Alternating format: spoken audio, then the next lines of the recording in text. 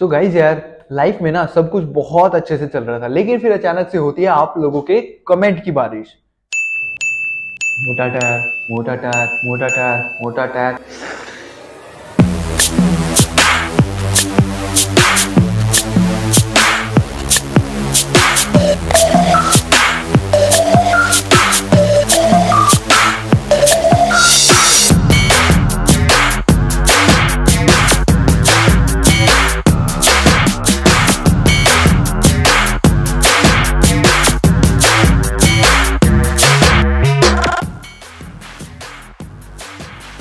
इतनी ज्यादा क्वेरीज आ गई ना आप लोगों की, तो इस सब की शुरुआत होती है गाइज आज से 3 महीने पहले, जब हमने एक वीडियो डाली थी जिसमें हमने एक बताया था कि फाइनली हम अपनी बाइक का टायर जो है वो मोटा करने वाले हैं।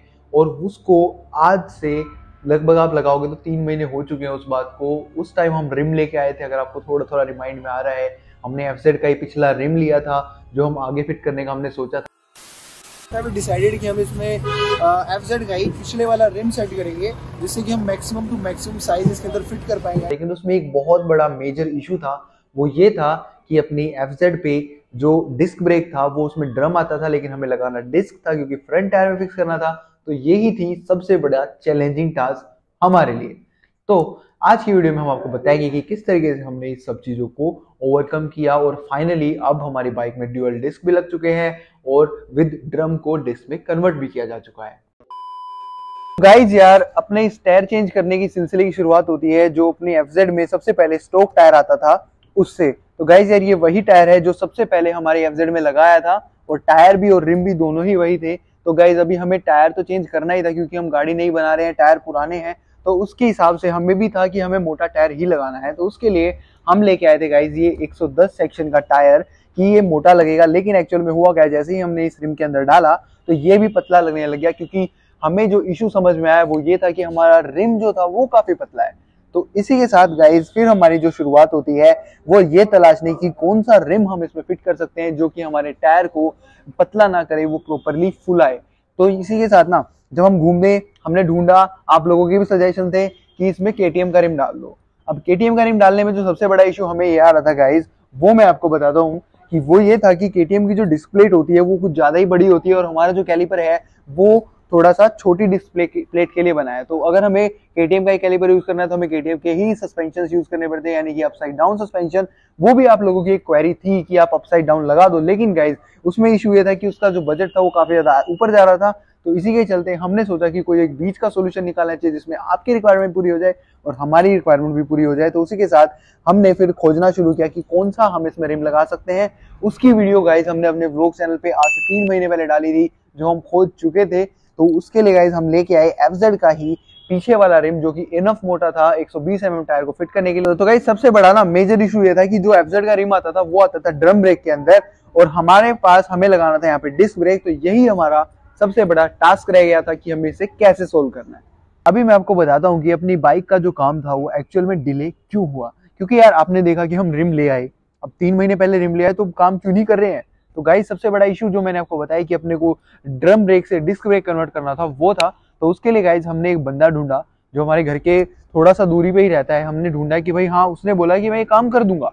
तो हमने उसको काम दे दिया कि भाई हाँ ठीक है, सब डन हो गया, पेमेंट डन हो गई, इतने में करना है, ऐसे करना है, करना। तो वो कहता मेरे पास ना लोहा नहीं है। लोहा गाइस क्योंकि इसका एक हब बनना था जो लोहा इसके अंदर रखना था। वो कहता मेरे पास लोहा नहीं है, तो मैं लोहा लेके आऊंगा फिर करूंगा, तो मैं 1-2 दिन में लोहा ले आऊंगा।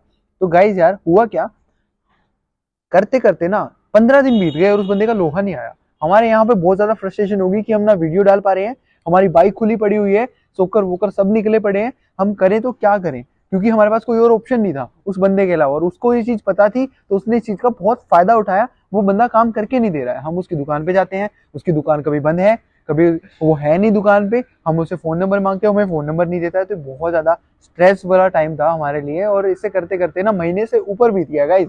देन हमने फाइनली डिसाइड किया कि यार इस बंदे से सामान उठा लो, ये नहीं करने वाला, इसको करना ही नहीं है। अगर इसे करना होता ये पहले दिन ही कर देता।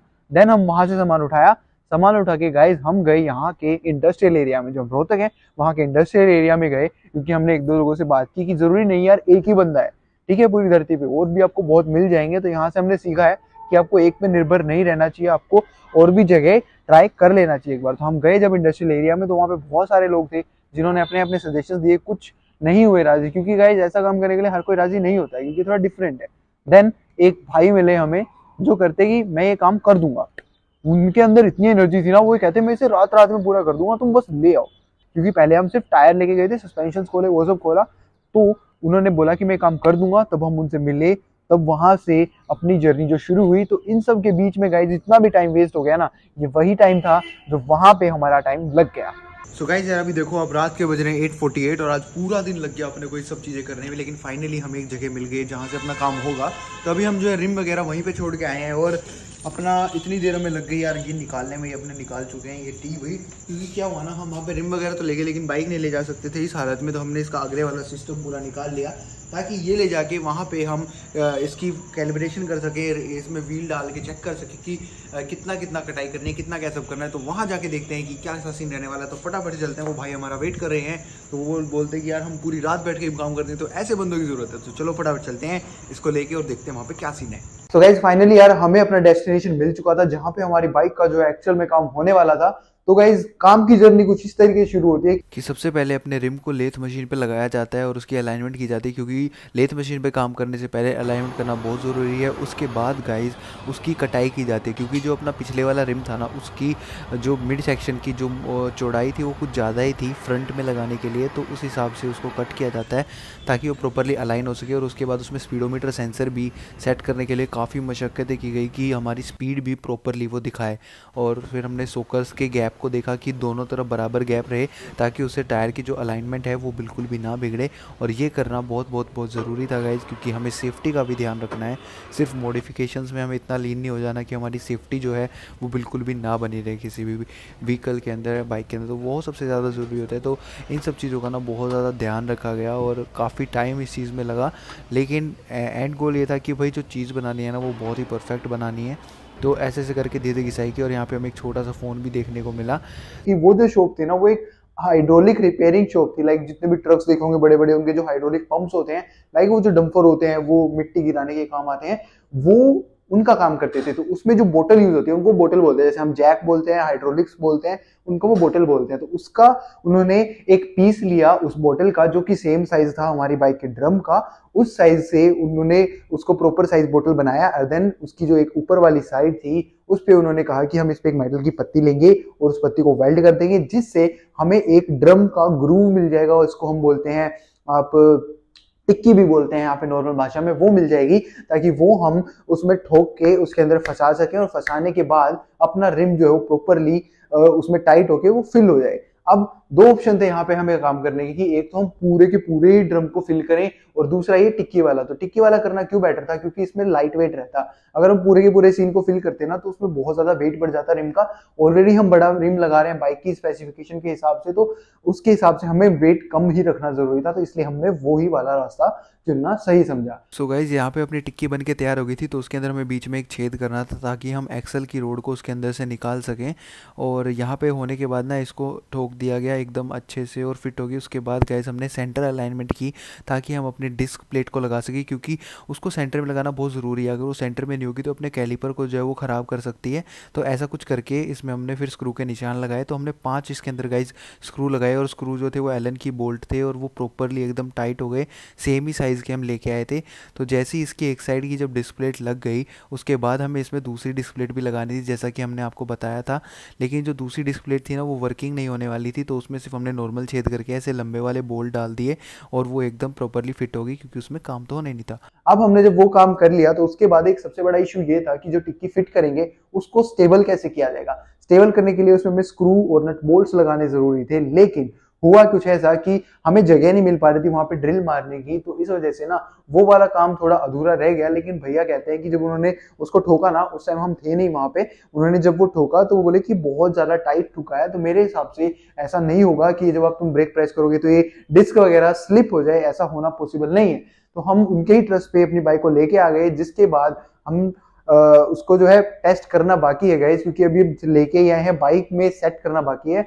तो आज की वीडियो में गाइस इतना ही। अब हम नेक्स्ट वीडियो में देखेंगे कि इसको हम किस तरीके सेट करते हैं, और इसकी टेस्ट राइड भी लेंगे कि एक्चुअल में जो उन्होंने सेट करके दिया है वो ठीक काम कर भी रहा है या नहीं कर रहा है। तो गाइस इसके साथ मिलते हैं आपसे नेक्स्ट वीडियो में। And when I feel like this, I'm